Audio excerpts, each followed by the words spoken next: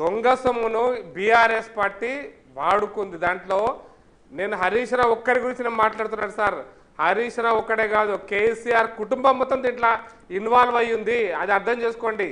హరీష్ రావు దాంట్లో ఒక భాగం మాత్రమే. కేసీఆర్ స్వయంగా ఆయనే దాంట్లో బాధ్యుడు. కేటీఆర్ అంతకంటే పెద్దగా భూ కబ్జాదారుడు, భూ బకాసురుడు. ఒక పదం చెప్పాలంటే భూ బకాసురుడు. హరీష్ రావు కూడా ఆ బకాసురుడికి తమ్ముడు అనడో బామర్దో అంతే.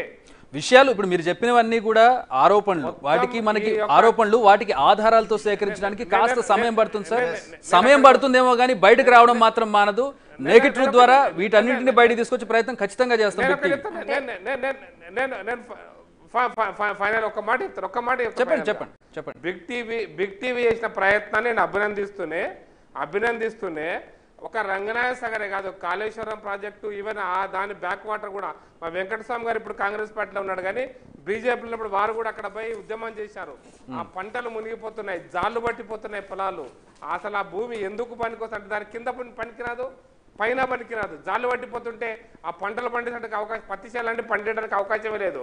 అట్లా మీరు ఎందుకు కట్టారో ఈ ప్రాజెక్టులను, ఈ కాళేశ్వరం ప్రాజెక్టు ఎందుకు కట్టారు, ఈ రంగనాయ సాగరు, మల్లన్న సాగరు, కొండపోచమ్మ ఈ ప్రాజెక్టులన్నీ ఏ తీరుని డిజైన్ చేశారో వీటన్నిటి మీద ఎంక్వైరీ జరగాలని డిమాండ్ చేస్తానండి.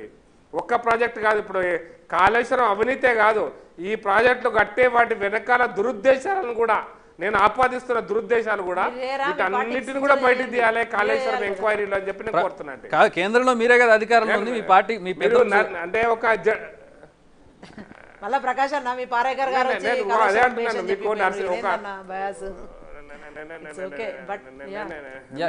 నేను ఒక విషయం చెప్తాను. మీకు